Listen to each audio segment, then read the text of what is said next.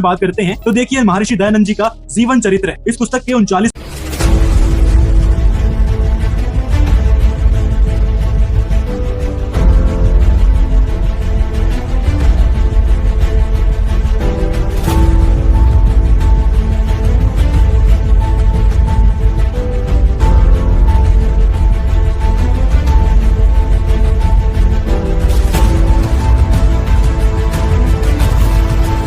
प्रश्न नंबर पर कहा है कि महर्षि दयानंद जी जब योग विद्या सीखने गए थे तो वहाँ दुर्भाग्य से इन्हें भांग पीने का अभ्यास पड़ गया और उसके प्रभाव से वह मूर्छित हो जाया करते थे। आगे और भी जगह प्रमाण है। यहाँ लिखा है कि महर्षि जी तंबाकू मलकर खाते थे। तो महर्षि जी के इस जीवन चरित्र से सिद्ध होता है कि ये महर्षि जी नशेड़ी थे, यानी नशा करके इन्होंने सत्यार्थ प्रकाश बोली है। और भी जो इसने ऊटपटांग बातें कही हैं वो नशे में ही कही हैं, क्योंकि आगे आपको इस सत्यार्थ प्रकाश में कही कुछ बातों को दिखाएंगे जिससे आप खुद ही समझ जाएंगे कि आपके परम पूजनीय परम आदरणीय कैसा ज्ञान देते थे, जिनको आप बड़ा ही आदर सम्मान से बुला रहे थे। आपकी औकात बता रहा हूँ सर, बुरा नहीं मानना सर। चांदापुर के मेले में संवत 1934 सन 1877 में उन्हीं दिनों शाहजहांपुर उत्तर प्रदेश के समीप चांदापुर गांव में मेला लग रहा था। पहले वर्ष इसी मेले में पादरियों, मुसलमानों और कबीर पंथियों में वाद विवाद हुआ था। इस चर्चा में मुसलमानों का पलड़ा भारी रहा था। उस गांव में कबीर पंथियों की संख्या बहुत ज्यादा थी। उनके कारोबार दूर दूर तक फैले हुए थे। उनमें प्यारेलाल और भाई मुक्ता प्रसाद प्रमुख थे। वे जब अपने काम से इधर उधर जाते तो मुसलमान उन्हें चिढ़ाया करते थे। मेले में आप सभी ने देख ही लिया होगा, इस्लाम धर्म ही सच्चा धर्म है, अब तो आप लोगों को इसे स्वीकार कर लेना चाहिए। वे लोग उनकी बातों का कोई उत्तर नहीं दे पाते थे। इसलिए वर्ष के मेले में कोई ऐसा विद्वान लाना चाहते थे जो वाद विवाद में मुसलमानों और पादरियों को निरुत्तर कर सके। इसलिए उन्होंने आर्य समाज के एक सज्जन मुंशी इंद्रमणि मुरादाबादी से संपर्क किया। उन्होंने उन्हें वचन दिया कि मैं मेले में तो अवश्य आऊंगा ही, परंतु मेरी पकड़ इसमें गहरी नहीं है। क्यों ना आप वेदों के महापंडित महर्षि दयानंद को आमंत्रित कीजिए। उनकी विद्वत्ता के सामने कोई भी मतावलंबी ठहर नहीं पाता। महर्षि जी को आमंत्रित करने का कार्य इंद्रमणि जी को ही सौंप दिया गया। उन्होंने सहारनपुर जाकर महर्षि जी से संपर्क किया। महर्षि जी ने सहर्ष स्वीकृति दे दी। यथा समय मुंशी इंद्रमणि जी महर्षि जी को लेकर चांदापुर के मेले में पहुंच गए। कबीर पंथियों की प्रसन्नता का ठिकाना नहीं रहा। उन्होंने महर्षि को शास्त्रार्थ सभा का आयोजन किया गया। समय पर मौलवी, पंडित और पादरी उसमें आ विराजे।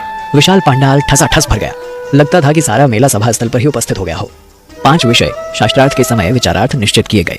पहला, सृष्टि की रचना ईश्वर ने कब, क्यों और किस वस्तु से की। दूसरा, ईश्वर सर्वव्यापक है या नहीं। तीसरा, ईश्वर दयालु और न्यायकारी किस प्रकार है। चौथा, किस कारण वेद, बाइबल और कुरान ईश्वर के वचन हैं। पांचवा, मोक्ष से क्या अभिप्राय है और उसे कैसे प्राप्त किया जा सकता है। शास्त्रार्थ आरंभ हुआ तो मौलवी और पादरी आपस में उलझ गए। एक दूसरे को कटु वचनों से संबोधित करने लगे। महर्षि जी ने कहा कि हम लोग यहाँ सत्य के निर्णय के लिए उपस्थित हुए हैं। आपत्तिजनक भाषा का उपयोग करना शोभनीय नहीं है। महर्षि जी ने बोलना आरंभ किया तो पूरी सभा ने दत्तचित्त होकर सुना। मौलवी और पादरी उदास होकर घर लौट गए। अगले दिन मोक्ष विषय पर चर्चा हुई। इस विषय का आरंभ महर्षि जी ने ही किया। उन्होंने कहा, सुख दुख से छूटकर परमानंद की प्राप्ति ही मोक्ष है।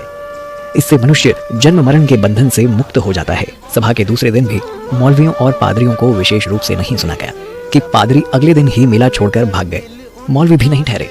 1-2 पादरी जो महर्षि से अत्यधिक प्रभावित थे वहीं रुके रहे। महर्षि जी उनके साथ धर्म चर्चा करते रहे। महर्षि जी ने उनसे कहा कि बाइबल में कहीं भी ऐसा नहीं लिखा कि ईसा पर विश्वास लाने से मोक्ष प्राप्त होता है। ये तो पादरियों की कल्पना मात्र है।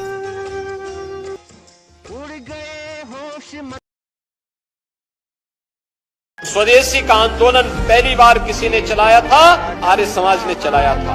स्वदेशी के माध्यम से उन्होंने जो अंगड़ाई ली, अछूतोद्धार के माध्यम से जो अभियान आगे बढ़ाया था, घर वापसी के जिस कार्यक्रम को आर्य समाज ने आगे बढ़ाया था, यह कार्यक्रम केवल वहीं तक सीमित नहीं था।